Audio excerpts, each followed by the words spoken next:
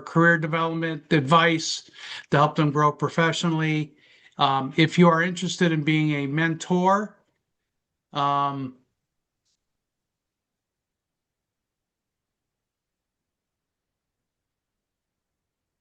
sorry, the share is not doing what I want it to do. Okay. If you're interested in being a mentor for another individual or you want to be mentored, please contact our mentoring Tanya at mentoring@pmineo.org, or you can contact Raj, our VP of mentoring at vpmentoring@pmineo.org, and then they'll give you some information about the program and the commitment, and hopefully get you started. So it's a great program. We love offering it to our folks that are developing their skills on project management and leading projects. So as I mentioned earlier, we are recording this webinar, so I am monitoring the chat. Any third-party AI transcription tools conflict with Zoom's transcription and recording tools, and also violates our intellectual property rules. This video recording will be uploaded to YouTube, and you can view it later if you happen to miss parts, or you have a colleague you want to share this with.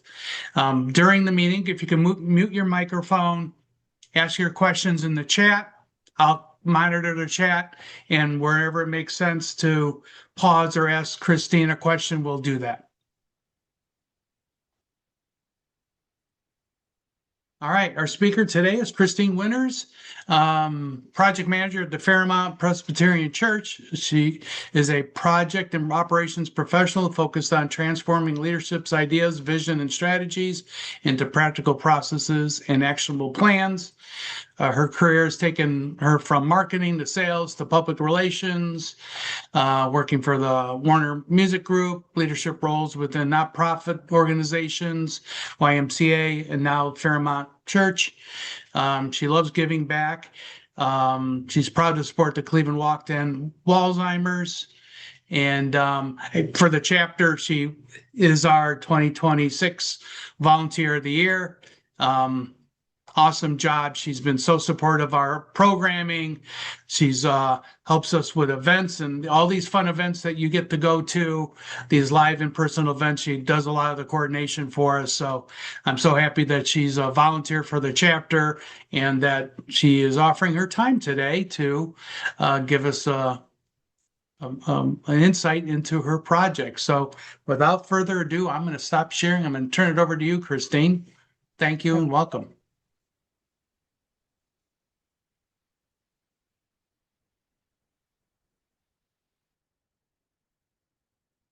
Let me go back to the start. Okay. Can everybody see my screen? So again, thank you, Joe, for the introduction.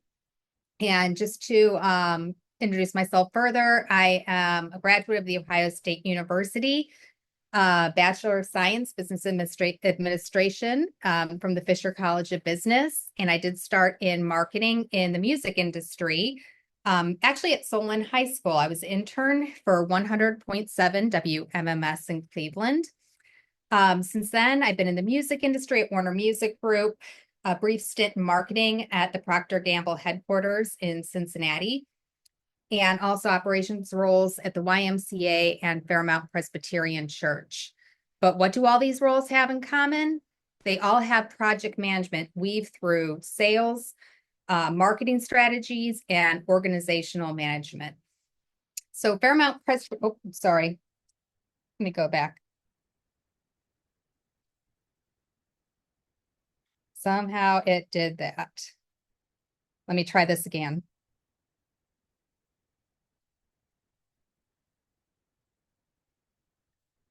So Fairmount Presbyterian Church is over 100 years old. In 1912, it was started by some families in Cleveland Heights who wanted a church school for their children.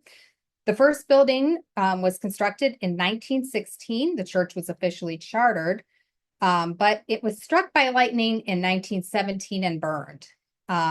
It was actually rebuilt within a year. In 1942, they added the current sanctuary. In 1956, a chapel, and in the 2000s, our first female pastor. And Fairmount greatly expanded its missions, education, and community engagement. What you're seeing on the screen is a picture of our solar panels on the Great Hall, and that is the original worship area of the church, which is actually the building itself 100 years old. After more than a century, Fairmount continues to be a welcoming community rooted in worship, service, learning, community, and outreach. So, project overview.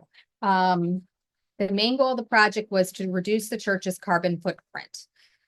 This would advance our environmental stewardship goals, reduce long-term energy cost, mitigate future utility cost increases, which we are now seeing, and deliver a safe, reliable solar solution with no harm done.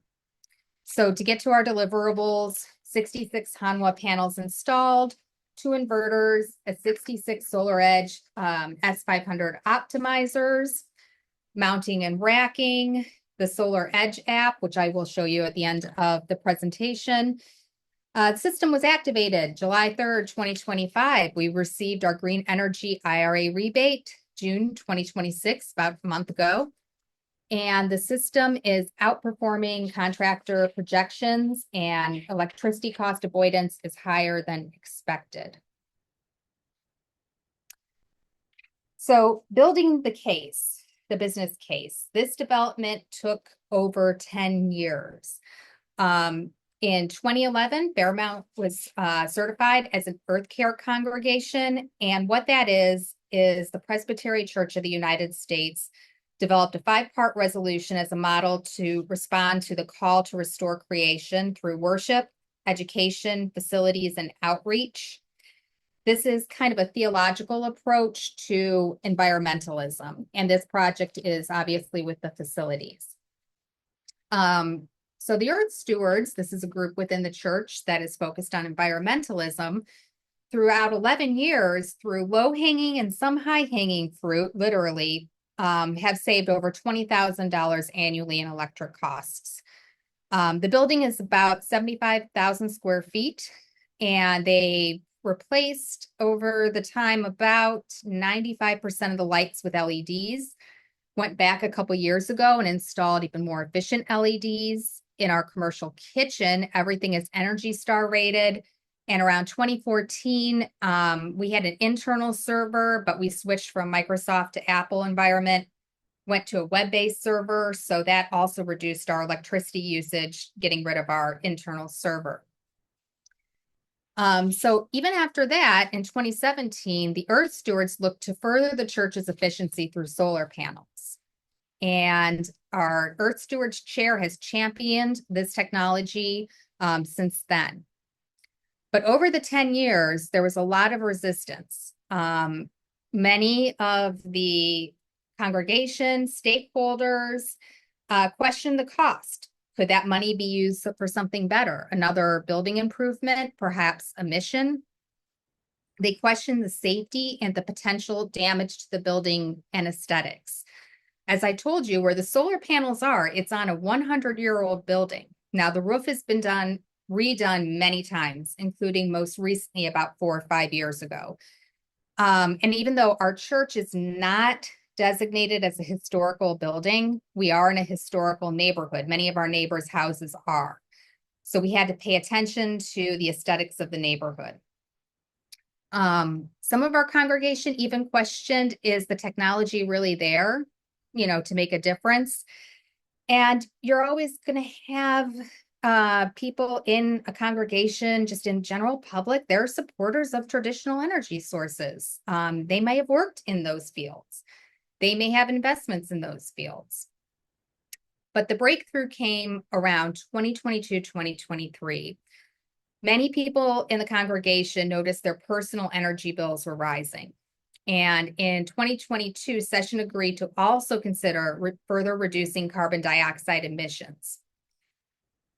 And then around that time, the Inflation Reduction Act incentive program became available, and many people stepped up to make personal donations towards this project. And it was that financial element that really pushed it forward. So stakeholder management and managing the enterprise environmental factors. Why was stakeholder management so important? Well, if it took 10 years of back and forth negotiation, demonstrating how the technology works repeatedly, talking more about the cost savings and environmental impact, we couldn't just move on to the project and ignore the stakeholders. It was very important to keep them involved throughout the process. So we identified all the stakeholders within the church leadership, church operations, specifically finance, and the larger congregation. We involved all these high-level stakeholders in the planning process because we wanted to make them aware of what we were thinking, what we were doing, get their continual feedback on our processes. And then we did, because of the timing of this, have many enterprise environmental factors. The vetting of the providers was done in 2024. The signing of the contract was December 2024. If you remember, that was when we were after an election and we knew the administration would change. We knew there would be some policies that could affect the project. We did not know the fate of the Inflation Reduction Act and green energy credits, which originally helped push this project through. And we also were a little bit wary about pending tariffs that might happen. So these were two huge factors that we had to consider and be aware of, communicate, and monitor throughout the project. So the project planning is pretty straightforward. We defined the scope. We were going to get roof-mounted solar panels on a grid-tied system, optimizers on the panels, and this was important because it's DC electricity that's collected. And if one goes down, the entire system goes down. Optimizers prevent that. They also help if one panel is not generating enough power, the other one kind of steps up its generation. We have two inverters, and those take the DC from the roof and convert it into the AC. It goes out to the meter. We have a dual meter installation, and through the app, a simple system communication. That was the scope of the project. Items that were discussed but not included in the scope: battery storage, ground-mounted arrays, and electric vehicle chargers for the parking lot. And it was in this defining the scope, it was important to work with the stakeholders to understand their true requirements for the project. Many stakeholders, their requirements were conflicted. These conflicts were, well, if we're going to do solar panels, let's do the electric chargers. Let's do ground-mounted arrays. We had to work with the stakeholders and negotiate. Where we are in our city, aesthetically, the city would not allow us to put ground-mounted arrays in front of the building. So that was a non-starter issue. Electric vehicle chargers, we like the idea, but the project team really felt that would complicate the project and delay us getting started on the project. So we work with stakeholders to negotiate that this is a really good idea, but let's get the solar done first. And maybe in a couple years, let's start a second project on electric vehicle chargers for the parking lot. Our constraints were, again, the neighborhood aesthetics, the roof protection. Over 100 years, there were many leaks on that roof. And people were worried about that again. Budget limitations and weather. So then we had to gather the requirements and financial planning. So finance did confirm the project is financially responsible and safe and code compliant. What happened in developing the RFP was what happened at St. Theodosius Orthodox Cathedral. If you're not aware, that is a church in the Tremont neighborhood of Cleveland.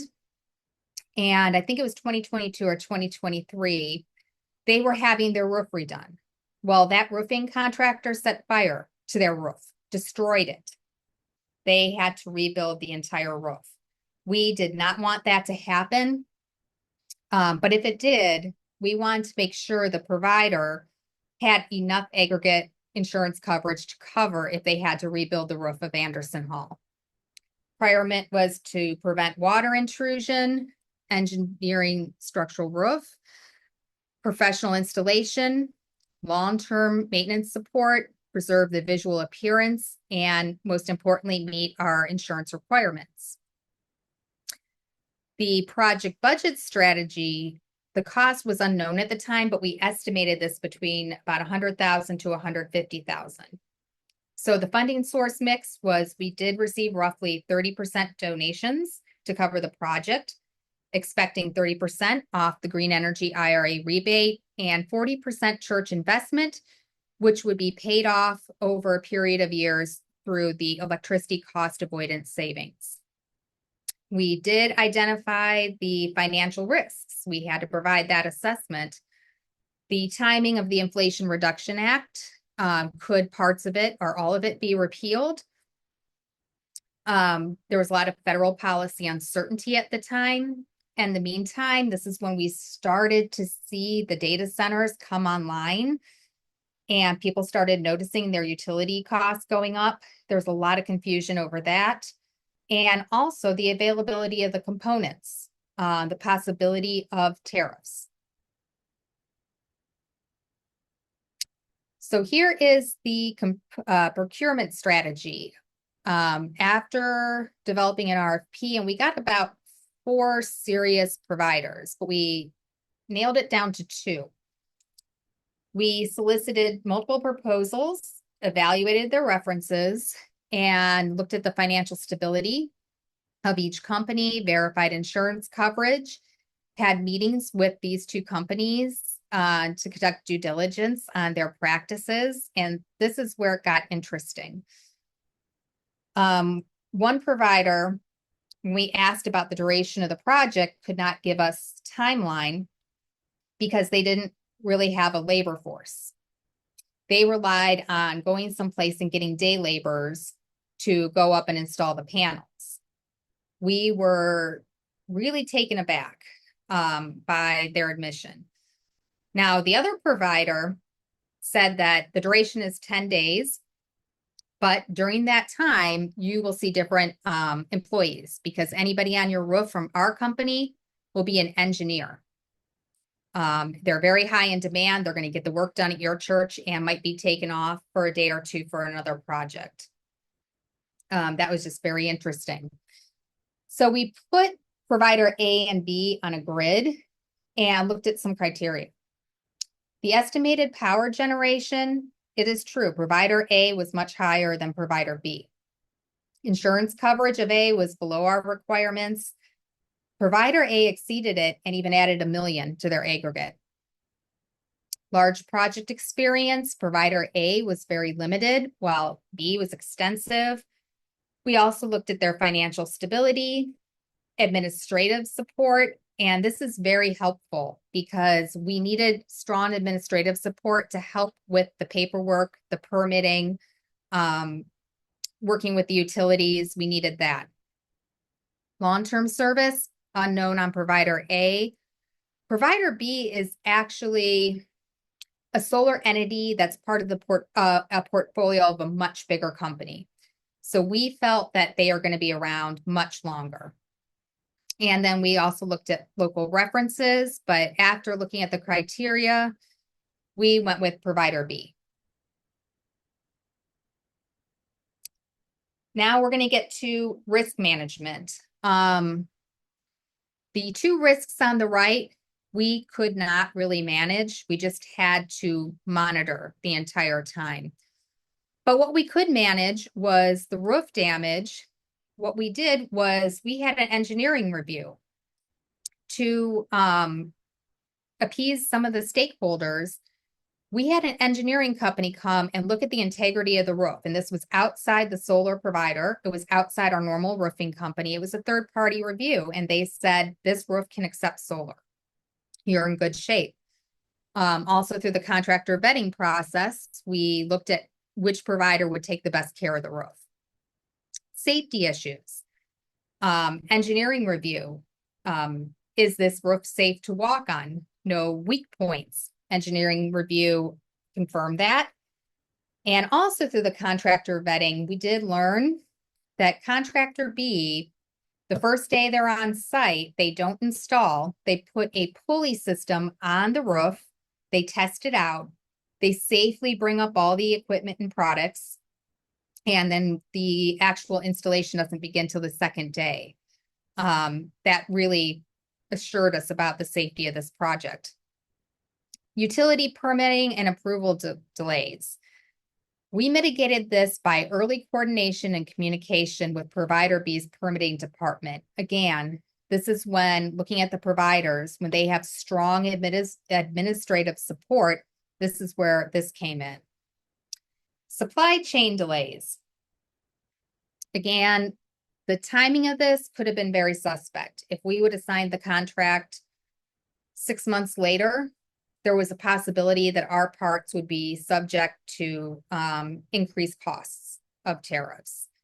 But we avoided this because when we signed the contract in December of 2024, Provider B's department actually did their procurement immediately on signing the contract before any money was exchanged.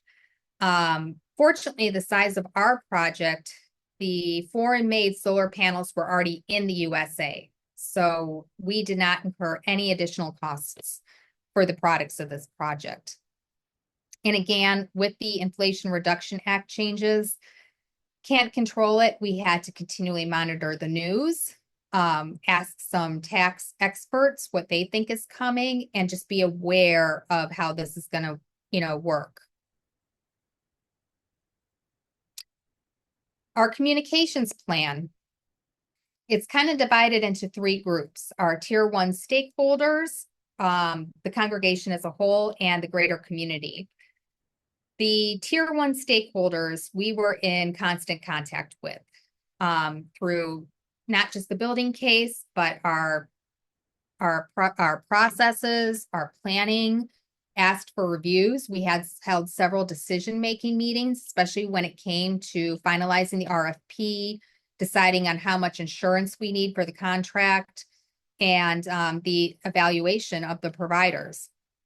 So these stakeholders received ongoing communication about project milestones, the risks, schedule updates, and implementation progress. We did this through emails, personal meetings. The congregation was on a need-to-know basis. We did not want to take the congregation through the almost year-long process of putting together an RFP, working with our lawyer on our insurance needs. They did not need to know this. But as soon as the project was approved and a contract signed, we celebrated through emails, during worship, in the bulletin, website updates, social media posts. And then we also promised that we would be in touch with them when we knew the installation dates, because that would affect some parking lot spaces and entrances to the building. The community, we really didn't want to tease anything out. I guess we were scared that if we promised we were going to have solar and the project fell through, it would be very disappointing to the community. We'd be kind of embarrassed about over-promising. So we didn't really communicate to the overall community until it was done and operational. But we did this, and we had a ceremony 3 months after the system started working. And the reason being is we wanted to get some data over those 3 months to show during the celebration how the system works and how much it's generating. So we did invite some people from the city of Cleveland Heights, including the head of their Department of Sustainability, other groups in the area who are environmentally interested in similar projects. And we held a traditional ribbon cutting ceremony outside the church by the meter. couldn't really legally, safely bring the community up to the roof of the church to stand on a roof that's about 4 stories up looking at solar panels. We had to safely do this at ground level. We did reach out to some local publications, news desks, and community papers, specifically the Heights Observer. What I do want to point out is how we had to change the narrative from cost savings to cost avoidance. It was clear to us that year to year in electricity cost, it is not apples to apples. Not only is your rate fluctuating up and down, but what the energy provider, which your electricity provider, the infrastructure, that rate is also going up. So you can't take one year and another year and look at them in the same way. So we had to relook at the math, recalculate, based on current models, current pricing, and the solar generation will create the cost avoidance. We had to do that intentionally so that people understood that even though we're generating power, what we are still paying for some electric directly through the utility, that is still going up. We do not have control over that. So it's what are we avoiding more than what we are saving. So the contract financial structure and project timeline. I really liked how Provider B structured the payments on this. It was very progressive, tied to the project milestones. Number 1, there was a payment due design and engineering, major components deposit, major components delivery. And again, we avoided timing and issues because we got working on this in December of 24, not 6 months later in 2025. Another payment was the installation mobilization, and then the final payment on the final inspection and acceptance. This made it simple for our financial department. It was spread up over 6 months, and it also made sense. You knew exactly what you were paying for. So the major milestones, calendar year 2024, Earth Stewards work on finalizing the business case and start looking for providers. The vetting process begins. We signed the contract in December 2024. Immediately, the equipment ordered and the permits were pulled. There was no delay in that process. And that's because of the strong administration of Provider B. June 2nd, the installation begins. June 2025, the permits were approved. July 3rd, utility approved and turned on.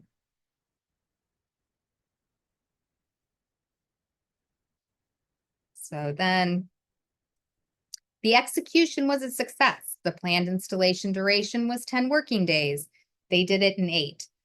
The planned project cost and the actual were identical. So it was ahead of time and on budget. And again, the deliverables are 66 panels, 2 inverters, dual meter, and the outcome, again, ahead of schedule and exact budget. We were lucky. And I wouldn't say lucky. We did a lot of due diligence, especially with that engineering review outside of this, that no unforeseen situations would occur any more time or cost.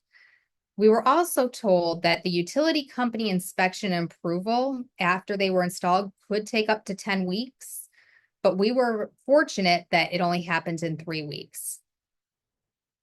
So the system performance metrics, 1-year data. Provider B energy generation projection was at 32,300 kilowatt hours annually. But from July 3rd, 2025 to July 3rd, 2026, we generated 50,000 kilowatt hours, which avoids 77,000 pounds of CO2 emission. So for communications purposes, what does 50,000 kilowatt hours power? It can power 4 to 5 average US homes for an entire year. It's the equivalent of driving from Cleveland to Los Angeles and back 40 times. Power your laptop for 1 million hours. And for the people in our congregation that like cooking, this will make sense to them. 50,000 batches of cookies in a typical electric oven. So we're very happy with the solar energy, but let's go back to the business case and how we push the project through. The green energy rebate was supposed to cover around 30% of the total project cost. And this was a major factor in getting support for the project. Again, our challenges were administration changes, new filing requirements, timing constraints, and unfamiliar tax documentation. We did identify the critical path, and this was understanding the timing of the rebate. To get the rebate, you have 1 calendar year, and you're going to have paperwork to do, and then you file the following tax year. And it's very interesting because as a church, which is a non-for-profit, we're really not integrated into that annual tax filing process. So in the fall of 2025, what we had to do was create an IRS ID Me. And why is this important? What it is it's a credential within the IRS that identifies you for payments back and forth, in our case, a non-for-profit. And it was the way that we could get direct payment. The IRS is not going to give us a rebate on our federal taxes because we don't pay them. So we had opted for the direct payment. That took about 2 to 3 months of figuring out what to do, filing the paperwork and getting it approved. We didn't know this at the time, but it was critical that we got that in line in 2025 so that we could roll into 2026 and make the filing process that much easier. So it wasn't till we were in the middle of this project that we identified that critical path.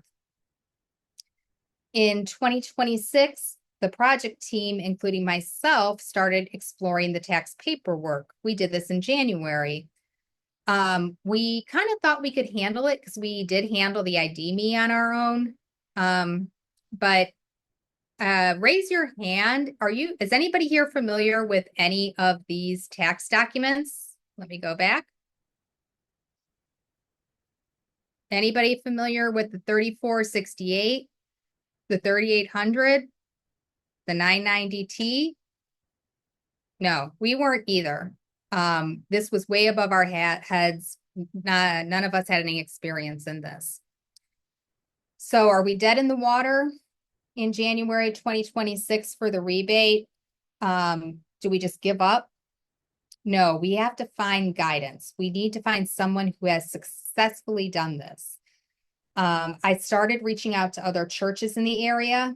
The ones that have solar did this way before the rebates, so they don't have any experience in applying for the rebate. I couldn't find anybody locally to do that. Oh, there's a chat. Let me see.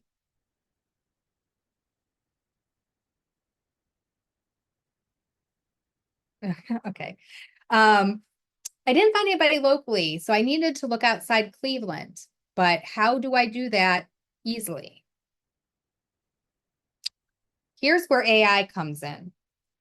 I needed to be connected with somebody in the United States who has successfully received the rebate. I need to learn from them how they did it. So I asked my AI, I need you to find me a church of worship in the United States. They did their project in 2024 to 2025, and they received, or more likely 2024, and they received the IRA credit in 2025. I also told AI it needs to be public-facing media, therefore TV interviews, clippings, newspaper articles, magazine articles, social media posts. I need evidence that this entity has received it. And I got Vashon United Methodist Church in Washington State, which is near Seattle. On the church's website, I did find a dedicated page about their solar and geothermal project. And this is also why if you have a business and you run your website, it's very important to keep it updated. The article included the name and email of their church member who championed this.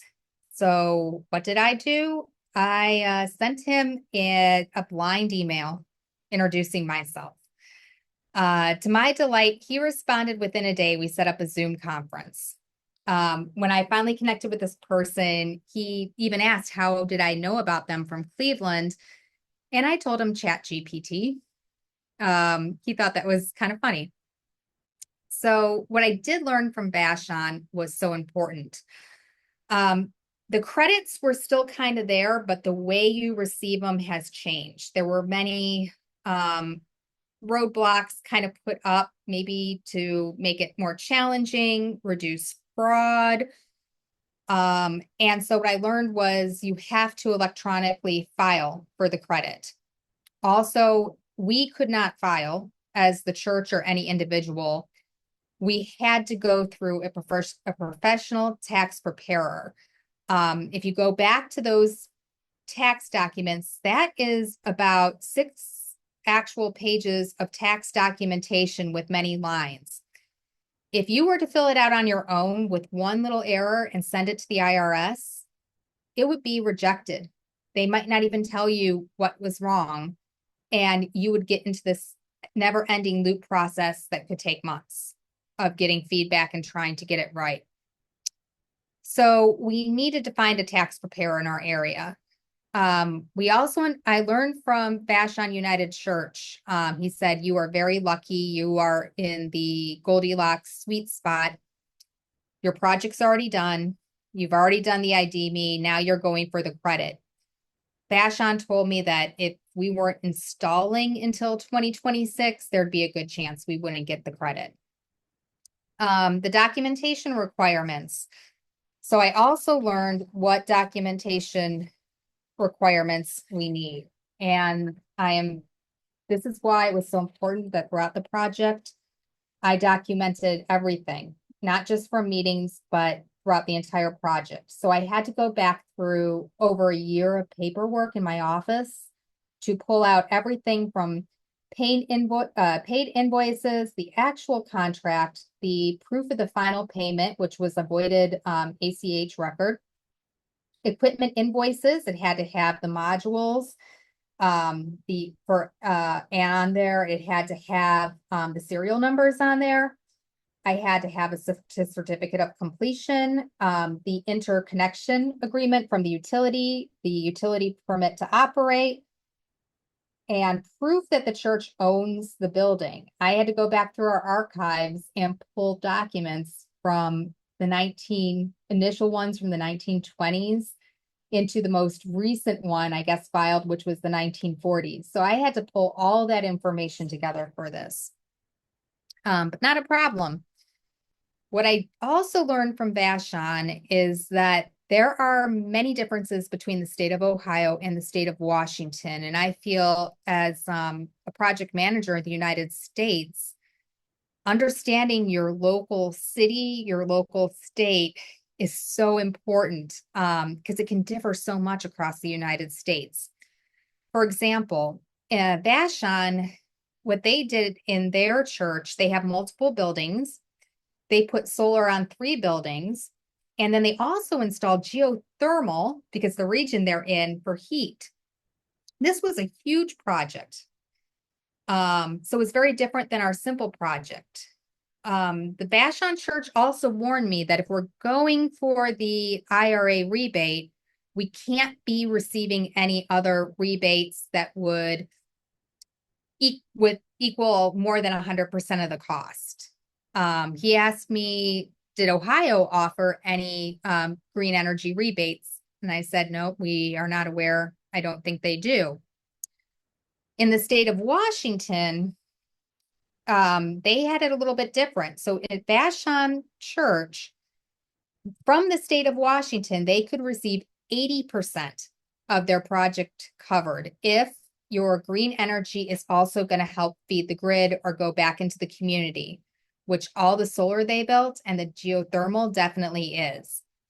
So Vashon United Methodist Church actually first went for their state credit, got the 80% from the state of Washington. Then when they applied for the IRA, they could only go for 20%, not 30% of the project. You can't get more than 100% of the project paid for. But essentially, Vashon got their entire project covered, if you can believe it. So it's just so interesting what I found out from that Zoom call. Thank you, ChatGPT. So the rebate execution and final results. I assembled all the documentation. We hired our auditing firm, who's also a tax preparer. That was out of our operations, about a $1,500 charge. Filing was completed in May. We received the rebate in June. So looking at the final financial analysis, the project cost was a little over $115,000. The rebate, $34,500. Donations total $28,000. The church investment is $53,000. But we calculated that we are avoiding about $6,400 annually in electricity cost avoidance. So if you do that calculation, our project will be entirely paid off in 8.2 years. And to the right, you'll see this sheet cake that I got. I got the biggest sheet cake I could get for the September celebration with the community. So after worship, we had cake. Then we went outside and cut that ribbon. Project lessons learned in future projects. We had a strong business case for this. And a lot of things came together. The rebate, rising electricity costs, and the desire to do something for the environment. Through the meetings and negotiations, we finally got stakeholders on the same page. To develop the scope in the RFPs, we really spent a lot of time collecting all the requirements. Throughout the project, there was a lot of risk management and a lot of things we couldn't control, but what we could control is the communication around the risk management, being honest, open, providing updates on what we knew. Documentation control to get the rebate, and financial planning, our communication strategies, and not giving up. After a year, we discovered an opportunity, and that would be retrofitting our system for battery storage. What we discovered is during the months of May, June, July, and a little bit of August, the system is actually generating more electricity than we are using as a church and feeding it back to the grid. We do get a little bit of credit for it, but not a lot.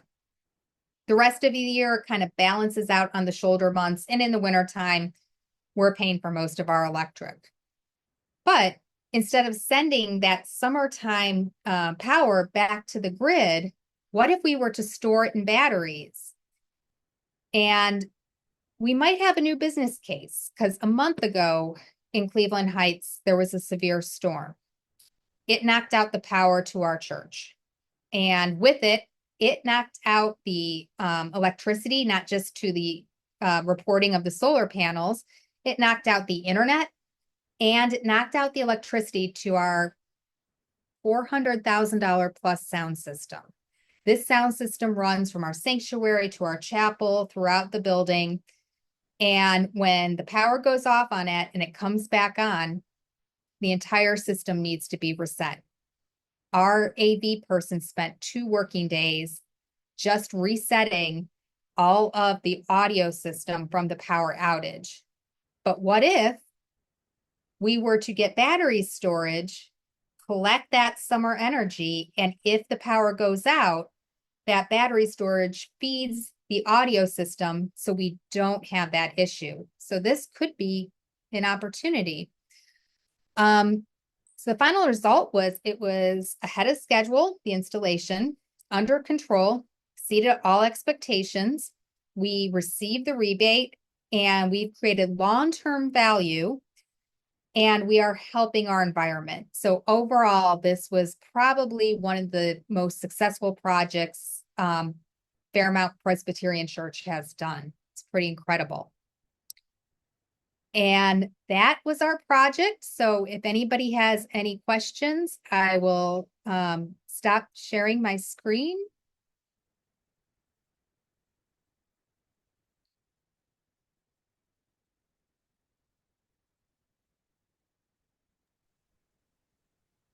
Hi there, Diane has a question in the chat here. When you set your comparative criteria for choosing between the vendors in your matrix, how did you ask your stakeholders to participate, provide weighting or priority? We explained what we learned from each of the providers. We gave detailed meeting notes. And most of the stakeholders agreed with our assessment between the two providers. And especially agreeing were the stakeholders who were initially doubtful. Kind of in negotiations, even on a fun project like this, you can't go with the lovey-dovey environmental angle. You need to go with money and safety, and what makes financial sense. So we had to kind of work with those stakeholders and weigh our vendors using that lens outside of just the environmental, but more of the financial.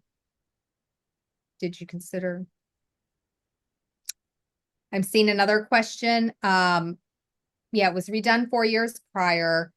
No, we did not consider redoing the roof. The engineering expert said, we are fine to install the solar panels now. Don't wait 5 or 10 years, do it now. And it should be okay. We'll probably have to readdress the roof and the panels in about 25, 30 years. What is the most surprising permitting hurdle you encountered? It was the utility company. They aren't very clear on their side of the process. So once you get it done and you file with the utility, in our case, it was First Energy, they don't give you any detail on when they're going to come out and look at your system and approve it. They won't even notify you if they are. In fact, the way I found out that First Energy came and approved our project, they never contacted me. I happened to be outside and I saw a First Energy truck driving away down the street. I ran after the First Energy truck, literally ran after it, waving him down. And I said, were you back at Fairmount? And he said, yeah.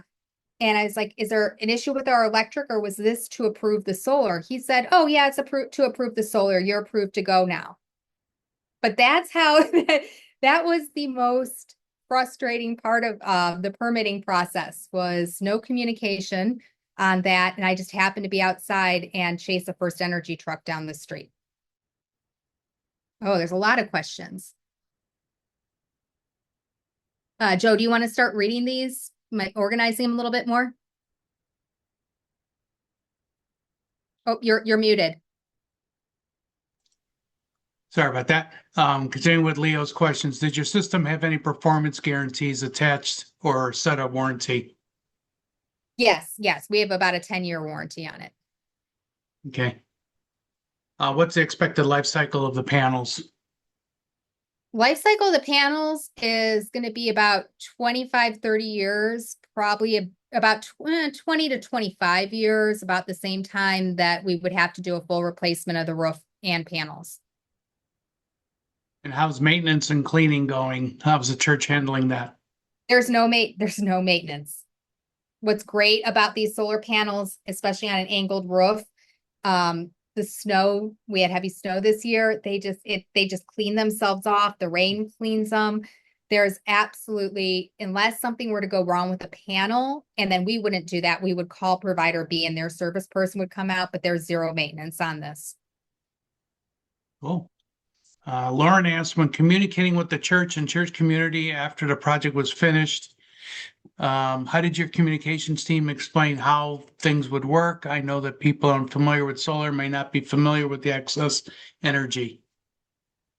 Yes. So our Earth Stewards Chair did a lot of work on this. For communications, it was communicated verbally from the pulpit. We used a bunch of the diagrams on how the system works, how on the roof the panels are interconnected, how it's generating electric, how the inverters are converting it into the electricity we use. There were a lot of diagrams. In part of the church, we had little big diagrams on how this system works. It's not, we also took the main scope of the project and blew this up big. This was the main cover of the project. So we got this printed out very big on a poster to put in the Great Hall so people could really dig into the weeds on the project. To be fair, though, there were some people, the engineers in our congregation were really interested in learning how everything works. We found that 85% of the people were just like, it works. That's all I need to know. We're going to expect to save this much money. That's all I need to know. Good job. I don't want to learn more. It was kind of interesting. We were hoping more people would be really interested and invested in this. But that's just the reaction we got. Victoria's question, is there a team member monitoring the usage compared to forecasted based on historicals to determine the true savings and break even by 8.2 years or sooner? Yes, that is myself and the Earth Stewards Chair. So I want to show you, oh, it's just really hard to see. It is something called the Solar Edge app. And what I am seeing right now in live time, where I am, there's a few little white puffy clouds. We are generating right now 22.7 kilowatts per hour. And I'm looking at the production today, but it also gives me ability to look at the month, at the year. So we know in real time exactly what we are generating. And when we get our first energy bill, we can look at how much energy First Energy charged us for the month. How many kilowatt hours did we use? We can look at the exact same period on the app. How much did we generate? You can get a lot of calculations out of that. So again, the cost avoidance, you take what we generated in the month of May with what we were charged for in the month of May, how many kilowatt hours from both sources, what would be the first energy rate if we didn't have solar, and now what is it since a certain amount of those kilowatt hours are generated by ourselves, what is our actual cost? So again, it's in time, real time data, so you can calculate your cost avoidance. Great. Ben asked, so you're no longer sending your energy back to the grid, but storing it in batteries? Not yet. Not yet. That is where we want to go to. So, and this happens too if you have solar on your house. You do get a credit if you don't use all your power and you send it back to the utility. But honestly, it's like 0.06 cents. I mean, it's almost nothing. It's minimal what you get.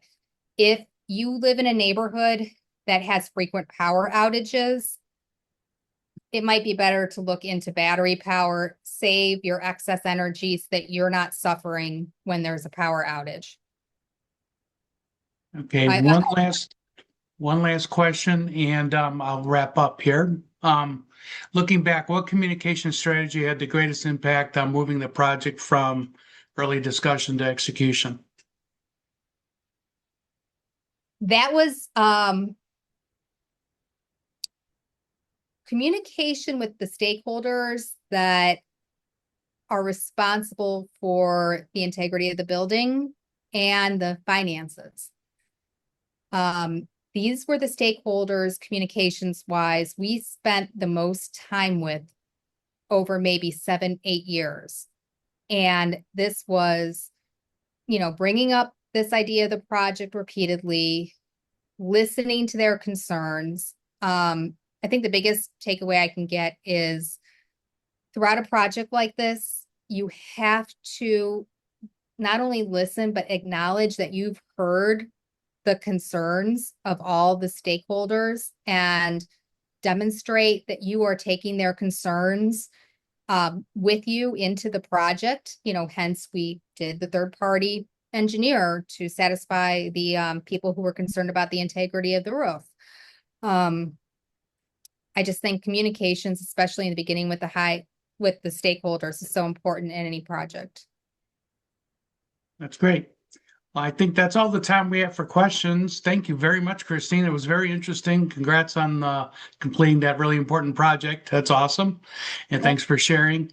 We will be sending out the video recording on a link to YouTube, the PDUs, and the presentation slides sometime by the end of this weekend. So thanks everyone for joining, and thank you very much, Christine, for presenting this and on this great project. Yeah, thank you guys for joining. And if you do have any other questions or thinking about doing a similar project yourself, Joe will share my contact information, so feel free to reach out. Okay. All right, everyone. Thank you very much. Have a wonderful day. Bye.